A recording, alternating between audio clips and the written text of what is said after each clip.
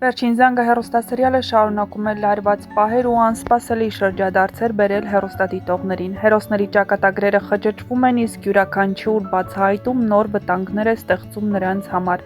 Այս սերիաներում ամեն ինչ փոխվում է, իսկ սպասվելիք իրադարձությունները միայն ավելի են խորացնում ինտրիգները։ Հենդոն հասկանում է, որ իր ընտանիքը մշտական վտանգի տակ է։ Հավանաբար նրա բիզնեսի 70%-ը գնել է հենց Բագրատը։ Հենրին հայտնվելու է բանտում, բայց սա դեռ ամենը չէ, նրա համար նոր հարված է պատրաստել Բագրատը։ Հենդոն զայրացած է, նա որոշում է վերջնականապես պարզել, թե ով է կանգնած իր դեմ։ Նրա կասկածներն այժմ ուղղվում են Բագրատը։ Հավանաբար նա հրամայելու է իր մարդկանց հետևել Բագրատին, պարզել նրա բոլոր քայլերը, բայց արդյոք Բագրատն այս անգամ կթողնի, որ Հենդոն հաղթի իրեն։ Հենրին հայտնվելու է ճաղերի հետևում սպանության մեղադրանքով, ոստիկանությունը վստահ է, որ հենց նա է սպանել Ալբերտին։ Հնարավոր է, որ Աննան գտնի այն ապացույցը, որը կփրկի Հենրիին, բայց արդյոք դա կհասցնի անել մինչև դատարանը որոշում կայացնի։ Անգելինան ապրում է ծանր պահեր, նրա ընտանիքում գաղտնիքներ կան, որոնք նա երբեք նույնիսկ չէր էլ պատկերացնի։ Մի օր նա պատահաբար կլսի Վիկտորիայի ու ավագի խոսակցությունը ու կհասկանա, որ իրենից ինչ-որ բան են թաքցնում։ Արդյոք Անգելինան շատ շուտով է բացահայտելու, որ Վիկտորիան ու ավագը իր ծնողները չեն։ Ֆաինան ու Սեմը կսկսեն ավելի մտերմանալ, սկզբում նրանց շփումը կկապված կլինի Հենրիի գործի հետ, բայց հետո ամեն ինչ կփոխվի։ Ֆաինան սկսելու է հասկանալ, որ Սեմը պարզապես ոստիկան չէ, նրա հայացքում ինչ-որ բան կա, ինչն իրեն ստիպում է զգալ պաշտպանված։ Նրանք երկուսն էլ կզգան, որ միմյանց հանդեպ անտարբեր չեն, իսկ դա շատ շուտով է տեղի ունենալու,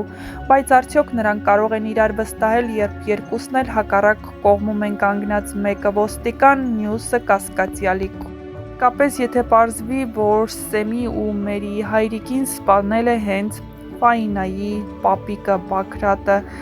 ամենաինտրիգային սերիաները դեռ առջևում են, այնպես որ մնացեք մեզ հետ ու դիտեք մեր կողմից պատրաստված տեսանյութերը, որոնք շատ են։ Կարող ենք։ Մի վարքյան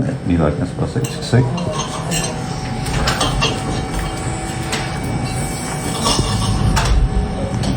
Գնաս։ Նա իշխան, դրան գիտեն, որ եկել ես։ Ես գոնե գիշերներն անիմաստ բաների համար մինչև ժամը 6-ը չեմ նստում, հետո առավոտ բողոքում, որ քունը ստանում եմ ու չեմ կարողանում արթնանամ։ Ու ամեն առավոտ։ Ես գոնե արագ չեմ ուտում, վերջացնում, ասում հադելամ դու հետո ուտեսը թողում դուրս գալիս լսարանից։ Շատ ես եմ։ Ես գոնե կարողանում եմ թաքցնել ամեն ինչ, այդ պահին ինձ դուր չի գալիս, ոչ թե դեմքից ամեն ինչ գրվում է։ Ես գոնե ինչ-որ տեղից չեմ ուշանում, զանգում հեվալով խոսնում, բայց դրա հետ մեկտեղ նաև սենց դանդաղ գալիս ու ոչ մի տեղից չեմ ուշանում։ Ես գոնե չեմ անում մի բան, հետո 1000 անգամ ասում, բայց ինչի արեցի, ու միշտ անում նույն պատասխանը, արդեն եղել է ոչինչ։ Միշտ ես եմ ասում։ Ես գոնե դասացուցակը չեմ դասավորում իմ գրաֆիկին հարմար ու ասում, որ տենց ավելի լավ կլինի։ Ճիշտ է։ Ես գոնե ես մի տարիա չեմ ասում ինձ պրավայա պետք, բայց տենց էլ անարում եմ սովորեմ թեստերը, որ գնա հանձնում։ Տենց, իհարկե եմ։ Ես գոնե չեմ նկարվում միշտ ամենաանհարմար պահերին, երբ օրինակ ահավոր ուշանում ենք, կամ օրինակ այդտեղ ահավոր ցուրտ է, անկեղծ եմ ասում։ Գիտեմ այս, չգիտեմ։ Եվ վերջին եմ։ Ես գոնե ձմեռված սրտին բարակ չեմ հագնում, ասում մրսում ու ներվայնանում, որ օրինակ համալսարանում չեն տաքացնում, բայց ինքը բարակ բլուզկա եկել է օրինակ։ Լավն է, այո, մենք իրար հավրի ճանաչում ենք։ Չնայած ես քո մասին քիչ բան ենք իրար։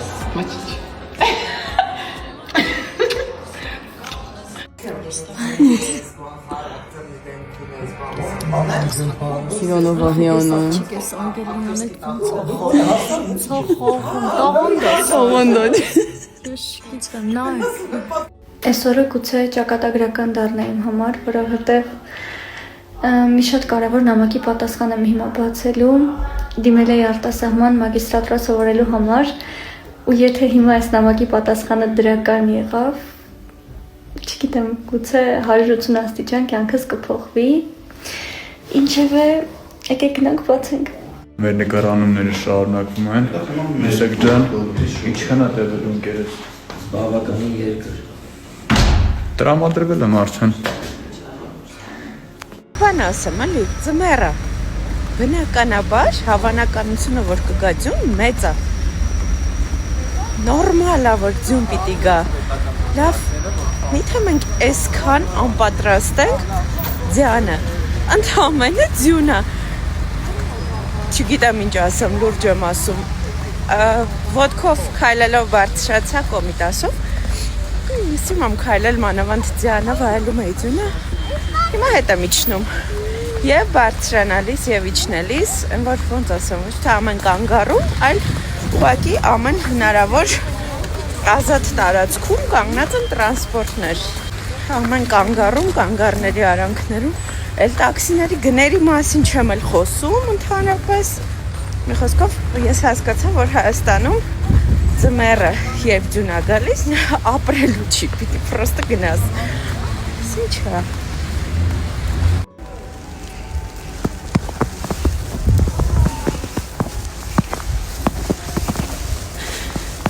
Մի հատ այստեղն է եկել, ոնց որ ձմեռային հեքիաթ լինի։ Ճիշտ է, ես այսօր հեչ սիրուն չեմ, բայց կապ չունի։ Այնքան սիրուն բակ է այս բակը, հələ ինչքան շատ ձյուն կա։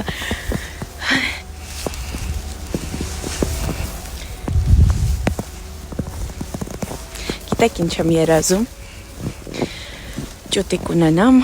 ու ճուտիկս այս բակում խաղա։ Սենց ձյուն գա, մի երկու տարուց։ Ու ճուտիկիս հետ դուրս գամ բակ խաղանք իրար հետ։ Բա։ Դա իմ ամենամեծ երազանքը։ Բարև շունիկ։ Ինչ լավն են։